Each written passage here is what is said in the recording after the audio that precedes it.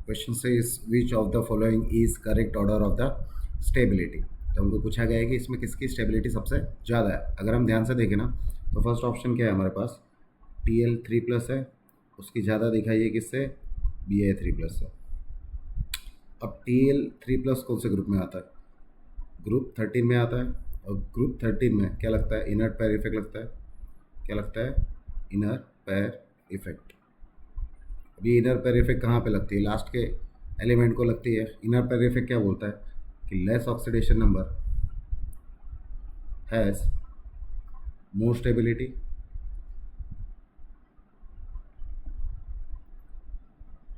क्या बोलता है इनर पैर इफेक्ट, कि जिसका ऑक्सीडेशन नंबर कम होगा उसकी स्टेबिलिटी ज़्यादा होगी। ठीक है, तो यहाँ पे अगर मैं बात करूँ ना तो TL3+ से ज़्यादा स्टेबल कौन होगा, TL+। क्लियर हो गया अभी सबको, किसी को डाउट है यहाँ पे क्या है। तो उसके कारण क्या हो गया, ये ऑप्शन हमारा गलत हो जाता है। समझ में आ रहा है ना, फर्स्ट ऑप्शन गलत हो गया कि TL3+ तो ज़्यादा स्टेबल है ही नहीं। अब बात कर लेते हैं सेकेंड ऑप्शन की। तो सेकेंड ऑप्शन में क्या दिया है, PbO2 PbO। अगर मैं यही बोलूँगा कि Pb कौन से ग्रुप में आता है, तो देखो सबसे पहले तो ना ये डाल दो कि इनर पैर इफेक्ट जो होता है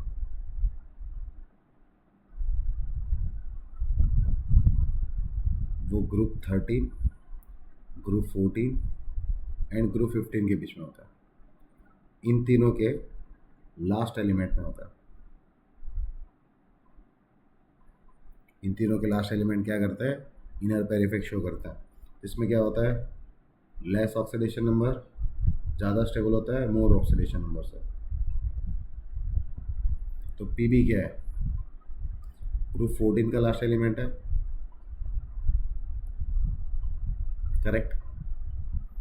तो यहाँ पे क्या होगा, इनर पैर इफेक्ट लगेगा। तो इनर पैर इफेक्ट के हिसाब से अगर मैं ऑक्सीडेशन नंबर निकालूँ तो PbO2 में Pb का क्या होता है, +4 होता है, और यहाँ पे क्या हो गया, +2 हो गया। तो इन दोनों में स्टेबल कौन होना चाहिए, ऑफकोर्स Pb होना चाहिए। तो करेक्ट ऑर्डर क्या होना चाहिए, PbO2 is less stable then PbO। तो सेकंड ऑप्शन गलत हो गया। अब बात करते हैं थर्ड ऑप्शन की। तो Bi5 और BF5, तो Bi5 एंड BF5, तो इन दोनों का ऑक्सीडेशन नंबर तो सेम ही है। यहाँ पे भी +5 है, यहाँ पे भी +5 है। तो मैं क्या बोल रहा हूँ मैं, अब Bi कहाँ, Bi का जो ऑक्सीडेशन नंबर है, लेस ऑक्सीडेशन नंबर ज़्यादा स्टेबल होगा।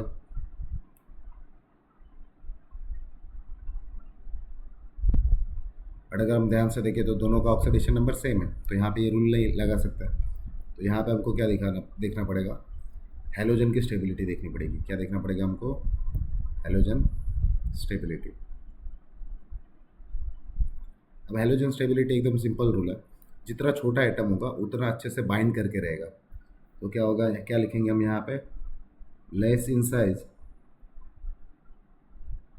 Of halogen can form stable compound.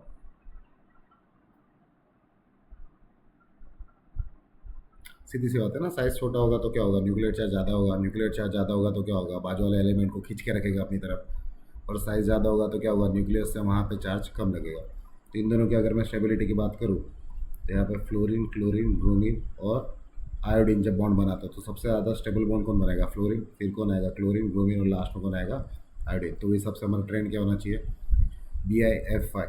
क्या हमको ऑप्शन में BiF5 दिख रहा है, तो ये करेक्ट ऑप्शन हो सकता है। अभी तक हमने बोला नहीं कि है, हो सकता है। अभी हम जो लास्ट ऑप्शन बचा है उसको देखते हैं।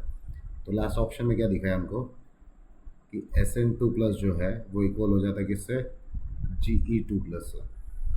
बराबर ना, क्या बोला हुआ है, वही बोला हुआ है, Sn2+ is most 2+ stability equal होती है किससे, Ge2+ से। अरे ये सुनो, अब मुझे बताओ Sn2+ कहाँ पे आता है,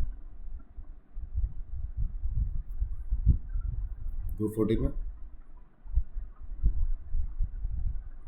अब ग्रुप 14 में क्या ट्रेंड है, कार्बन, सिलिकॉन, जर्मेनियम, Sn और Pb। तो मैंने क्या बोला था, लास्ट के जो एलिमेंट होते हैं वो क्या रखते हैं, इनर्ट पेरिफेर रखते हैं।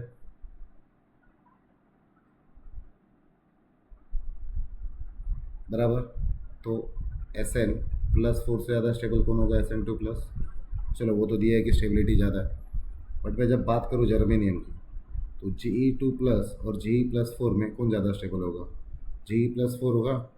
तो अगर इसकी स्टेबिलिटी ज़्यादा है तो यहाँ पे स्टेबिलिटी किसकी ज़्यादा होनी चाहिए थी, Ge+4 की। तो ये ऐसा लिखा होना चाहिए था, Sn2+ इक्वल टू Ge+4।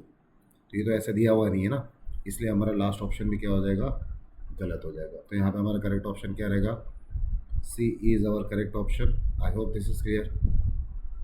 एक बार मैं पूरा दिखा देता हूँ, देख लो तुम।